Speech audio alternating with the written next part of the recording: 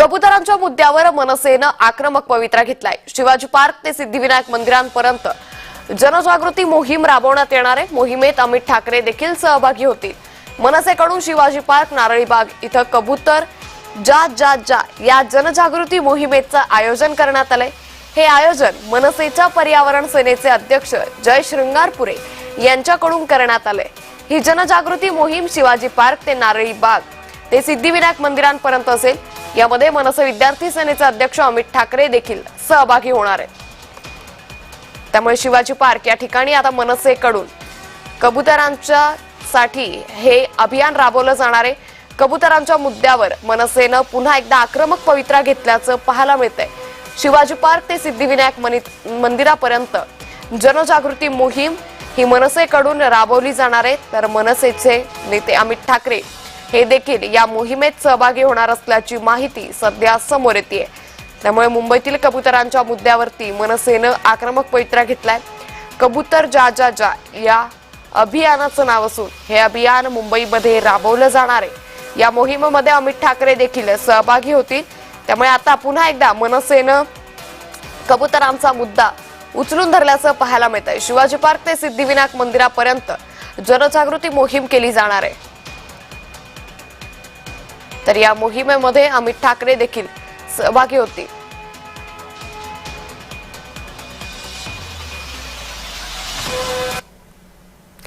तर कबुतरांच्या मुद्द्यांवरती मनसे आक्रमक पवित्रा घेतल्याचं पाहायला मिळते। या संदर्भात अधिक माहिती घेऊयात आमचे प्रतिनिधी शुभम उमाळे यांच्याकडून।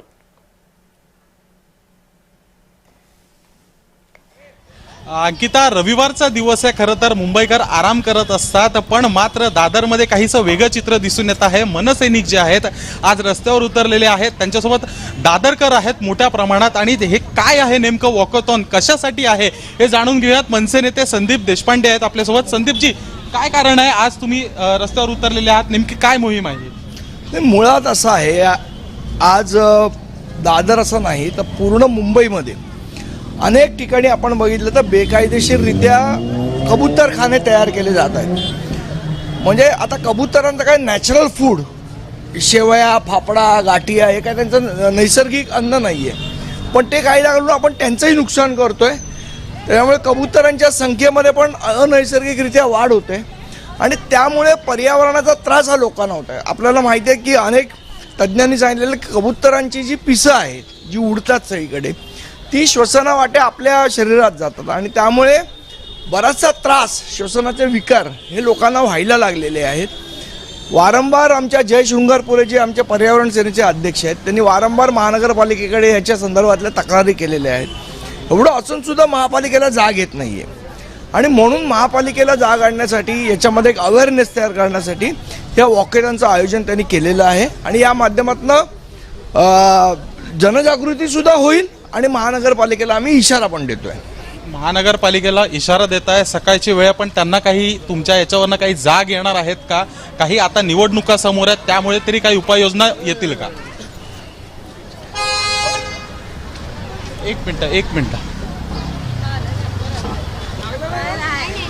संदीप जी, नाही, मुळात असं आहे, महापालिकेला जाग यावी यासाठी आयोजन केलेलं आहे आणि महानगरपालिकेने काय होत आहे, काही ठिकाणी मुद्दाम ते हे घेऊन, पदार्थ घेऊन, कबुतरांना खायला घालचे पदार्थ घेऊन काही लोक बेकायदेशीररित्या विक्री करताना दिसतात आणि मग तिकडे लोक येतात, ते खायला घालतात आणि त्याच्यामुळे ते सगळं वाढतंय। मुळात आमची मागणी आहे की ह्या लोकांवर कारवाई झाली पाहिजे, महानगरपालिकेने कारवाई केली पाहिजे, त्यांना बसूच दिलं नाही पाहिजे। जर हे महापालिका करणार नसेल तर मग आम्हाला कायदा हातात घ्यावा लागेल। जे लोक अशा प्रकारे इलिगली कबूतरखाने तयार करतायत त्यांना मग आम्हाला मनसे स्टाईलने धडा शिकवावा लागेल आणि त्याची जबाबदारी मग महानगरपालिकेची असेल। नक्कीच, धन्यवाद। अंकिता, आपल्यासोबत बोलण्यासाठी मनसे पर्यावरण सेनेचे अध्यक्ष देखील आहेत, त्यांच्याशी देखील बोलूयात। साहेब, काय सांगाल, ज्यावेळेस तुम्ही ही तक्रार केली बीएमसी कडे त्यावेळेस तुम्हाला काय उत्तर देण्यात आलं होतं? उत्तरच नाही मिळालं अजून। अच्छा, काही उत्तरच नाही दिलंय। पहिले तर उत्तरच दिलं नाहीये, दुसरं पोलिसांकडे गेलो, ठीक आहे, तर पोलीस हेच करतायत की बेसिकली हे फक्त फाईन मारतात आणि फाईन काही हिशोबात मारतायत ते। मला हेच कळत नाही की तुम्ही फाईन कुठल्या हिशोबात मारताय, की जर अनधिकृत आहे तर तुम्ही फाईन नाही, तुम्ही त्याला जेलमध्ये टाकलं पाहिजे। जर एक माणूस तिकडे बसतोय आणि एक धंदा करतोय जो लोकांना धोकादायक आहे, जो त्या पक्ष्यांना धोकादायक आहे, पक्ष्यांचं जेवण काय ते जसे संदीपजी बोलले काय गाठिया फाफडा जिलेबी हे पक्ष्यांचं जेवण नाही आहे ना, खाणं नाही आहे ना. त्यांचं एक इकोसिस्टम असतं, त्या इकोसिस्टममध्ये जे जेवण असतं ते लोक खातात ना जाऊन. आपण जर त्यांना असं जेवण देतोय निश्चित तर शुभम, त्यामुळे त्यांच्यासाठी पण एकंदरीतच धोकादायक आहे. पाहिलं तर आता मनसेच्या या मोहिमेमुळे महापालिकेला जाग येणार का हे पाहणं महत्वाचं ठरणार आहे. धन्यवाद शुभम, आपण दिलेल्या सविस्तर माहितीसाठी.